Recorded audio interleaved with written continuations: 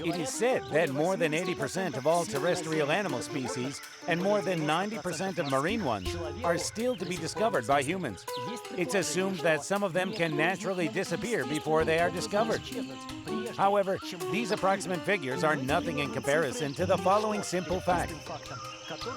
People know very little, even about our smaller brothers, who seem to have lived side by side with us for a long time.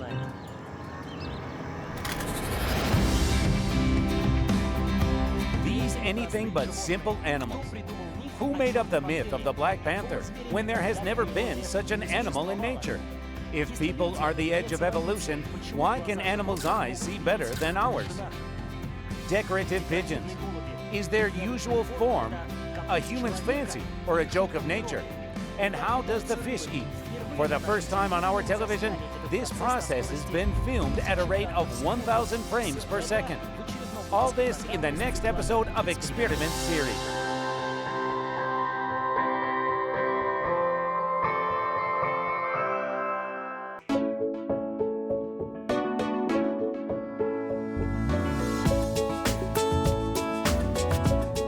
In our program, we like asking unusual questions. Here it goes, a question. Do you know how a fish eats? No, not we don't mean what they eat, but how. After all, underwater, many processes occur differently than the ones do on Earth.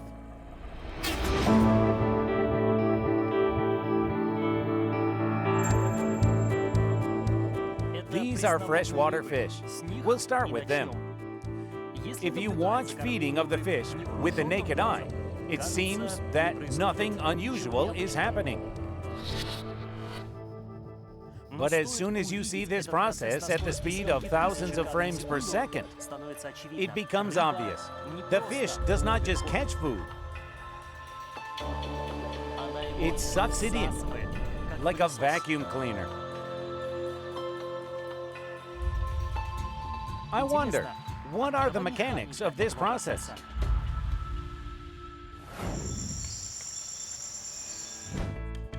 When the fish's mouth is closed, the pressure inside is low. But as soon as it opens up the mouth sharply and widely, the water rapidly fills the mouth and carries the prey with it. The only thing left to do is to swallow it and let the water out through the gills.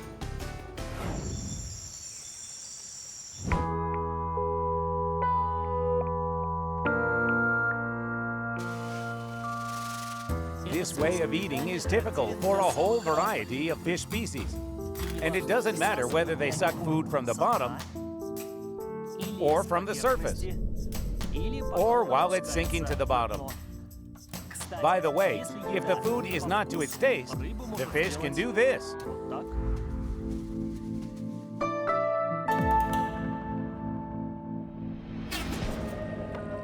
The main food of these fish is detritus, dead organics on the bottom of the reservoir, not always edible, hence such pickiness.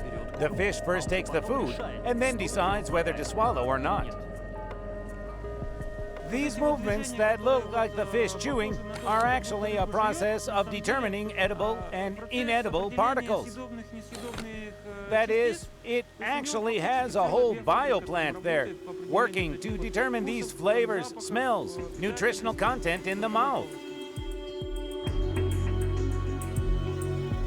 It seems that we've forgotten something. Well, of course, how do predators feed? The mandarin fish, or Chinese perch, a dreadful predator. And the Chinese perch is not only carnivorous, it's a cannibal. Having hatched from eggs, it devours its siblings for competitive reasons.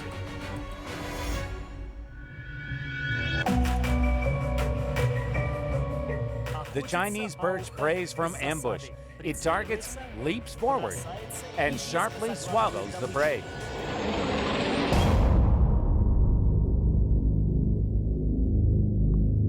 Taking a huge swallow of air with the fish, it partially sort of sucks in the fish at the same time it grabs it with the mouth. Well, again, depending on the size. That is, if the size of the victim is large enough, then it grabs it with the mouth. If the victim is small enough, it simply swallows it with water.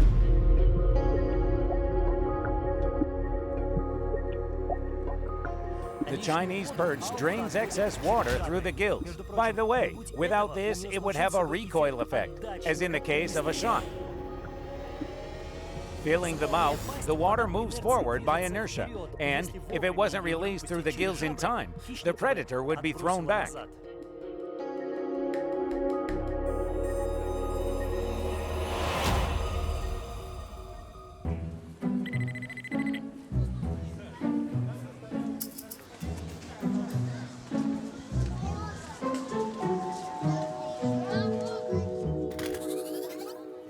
The black panther.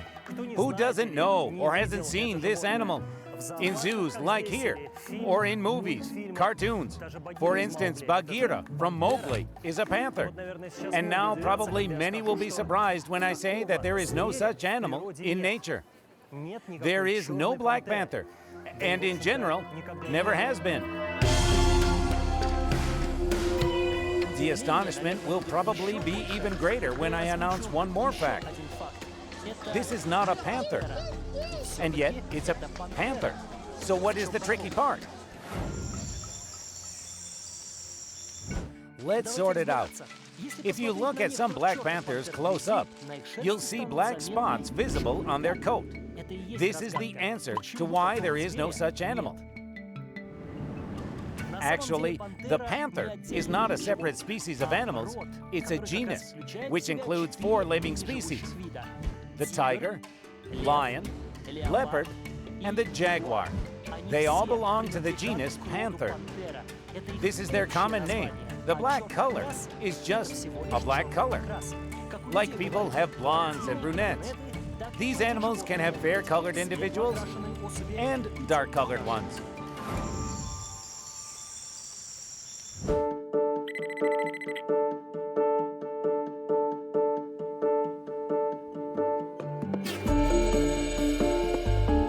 Black jaguars and leopards are not the only ones of their kind.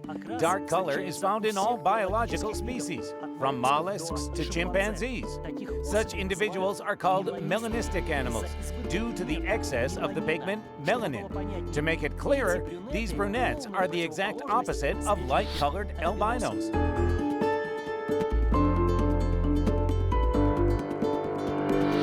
Albinos are animals that have a mutation of albinism, as a result of which their body no longer synthesizes any pigment at all. And melanistic animals are also a mutation, when black pigment melanin is synthesized in excess. There can be very much of it.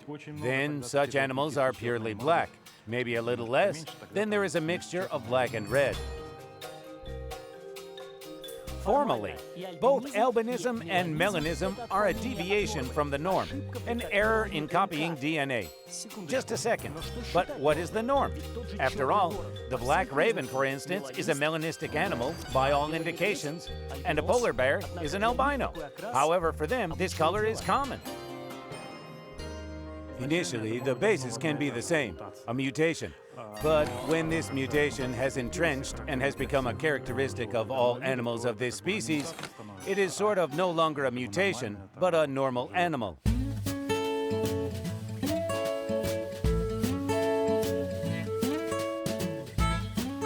Melanin is a universal natural coloring matter.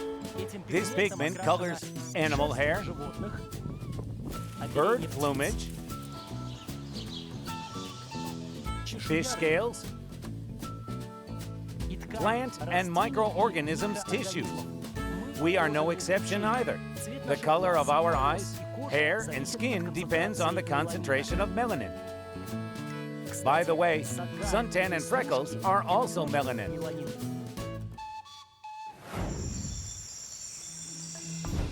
All vertebrates, including humans, have melanin-producing special cells, melanocytes, located in the lower layer of the skin. Outwardly, they resemble sea stars. How exactly melanocytes produce a pigment is not exactly known, but it is produced from an amino acid called tyrosine. Melanocytes process it into dense granules, where the pigment binds to protein molecules, and all this is injected into the upper layers of the skin, the hair, and into the iris of the eyes.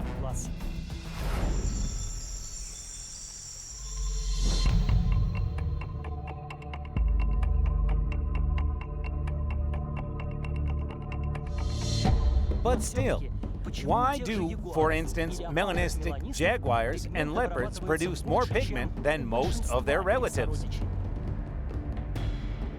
Can it work like this? For example, if a jaguar does not live in an open area, but somewhere in the jungle, where it is darker, where everything is duskier, then it produces this pigment in order to hide better, fade into the environment.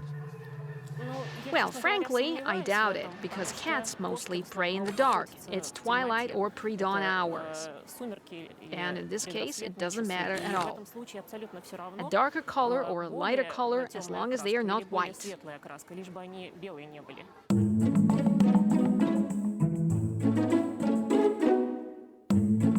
It may seem that melanism is such a joke of nature, but for many animals, this is a very useful quality. When there's a lot of melanin, then these animals are more resistant to stress. They are better at inactivating poisons. With respect to albinism, it is more difficult. They have no melanin. That is, they are less resistant to stress. Poisons affect them more severely. That is, it is therefore harmful.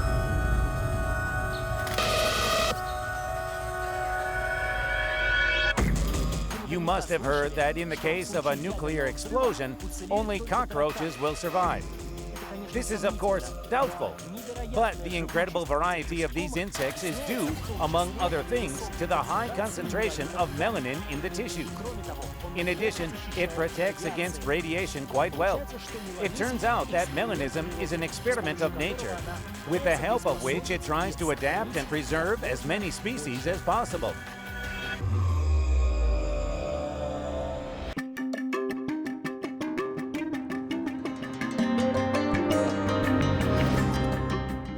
Found out that the color of eyes of all living beings is determined by the pigment melanin.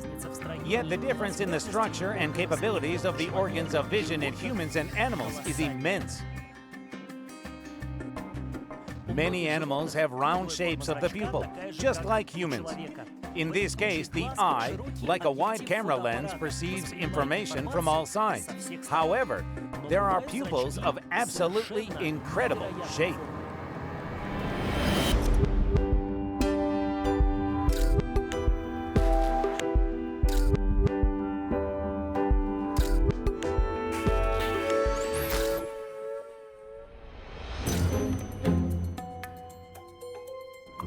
Try to guess, what kind of animal is it? A hint, it has horns, hooves, and a beard. No, it's just a goat. And they've got such unusual pupils in their eyes because they are climbers. They are happy to jump onto cars.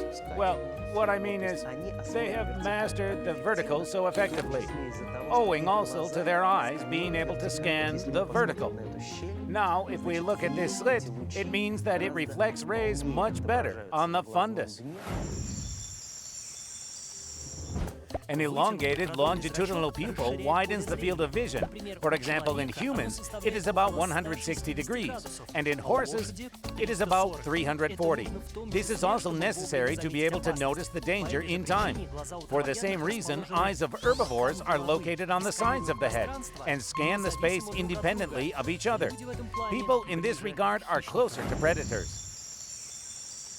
We more often see the object with two eyes jointly. This is useful as humans are more often interested in the size of the object and how far it is. Predators estimate the size and distance to the object too, in order to understand whether it is worth preying on it or not.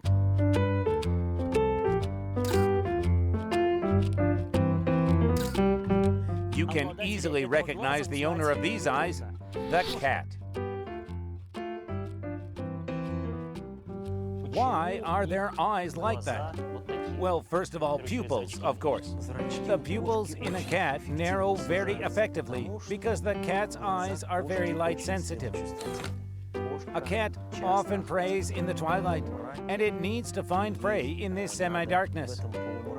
If we give it illumination good enough, then the pupils narrow down as much as possible because, well, roughly speaking, in order to not burn the film or matrix. By the way, In daylight, cats can see 90% worse than humans. That is, visiting an eye physician, they would only see the top line of the table. But in the dark, their eyesight is 6 times sharper than ours. But this is not the most interesting invention of nature. Whose do you think this eye is?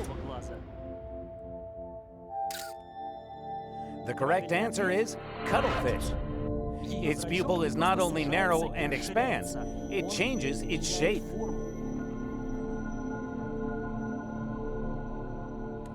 I think that such an active visual position might be connected with its way of protection when it releases the ink. And everyone can't see anything in this ink. Maybe it continues to see it right because it has such a large and active pupil. However, perhaps it's the chameleon who has the most mobile eyes. They can look in different directions independently of each other. As a result, the chameleon has a complete field of vision. Well, it's an analogy of what we see in security systems, when one monitor receives information from several cameras. And it's not mobility of the pupil, but of the eyeball itself. It comes out of the orbit, and the muscles turn towards the object of interest to the chameleon. Do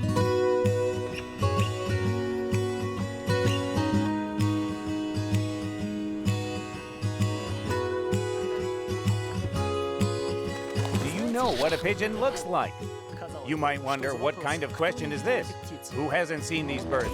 Well, you probably haven't seen these.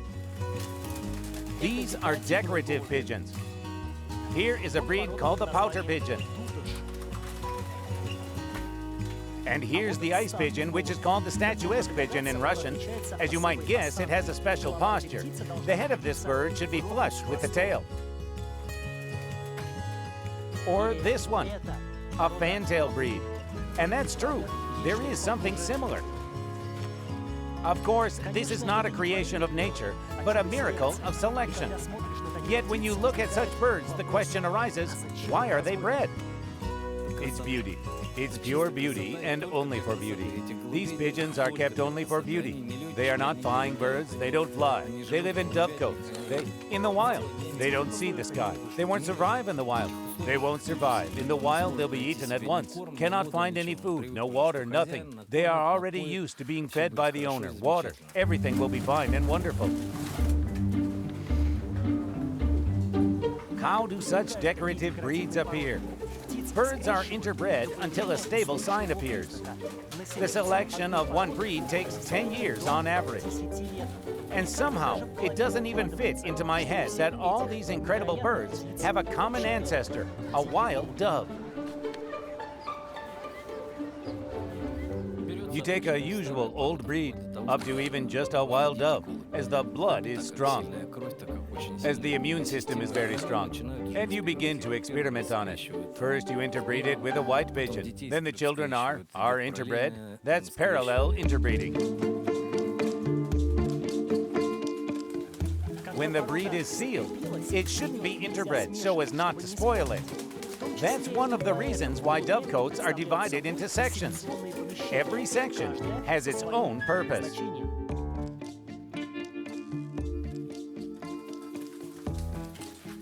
Here we have a maternity section. Here is a breeding flock. Well, this analogy of a maternity hospital. If you draw an analogy between people and pigeons, it's a maternity hospital for pigeons.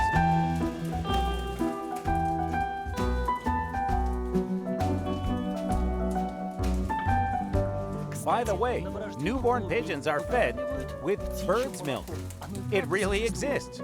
It is a mixture of fats, proteins, and minerals, which is produced in pigeons' craw, with both parents having it.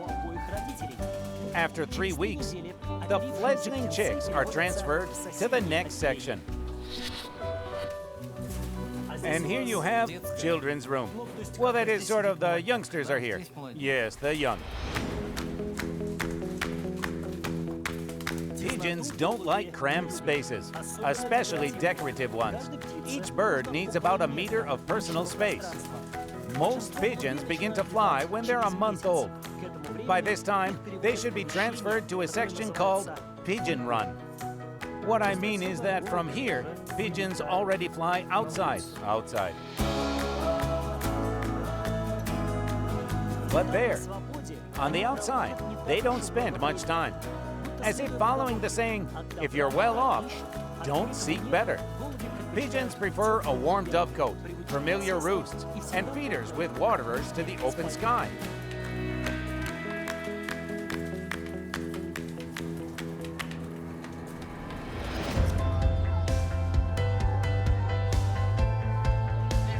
Inventing and seeking unusual breeds of pigeons, humans actually imitate nature. He is a creator too. He can create unusual animals, breed something that has not been seen in the animal world. But the whole secret of nature is that it has more than enough curiosities in species not discovered yet. And in the species we know, there are still plenty of mysteries. Rather, on the contrary, nature is boundless and infinite, and we just have to decipher its separate rebuses. Behind them, of course, there will be new ones.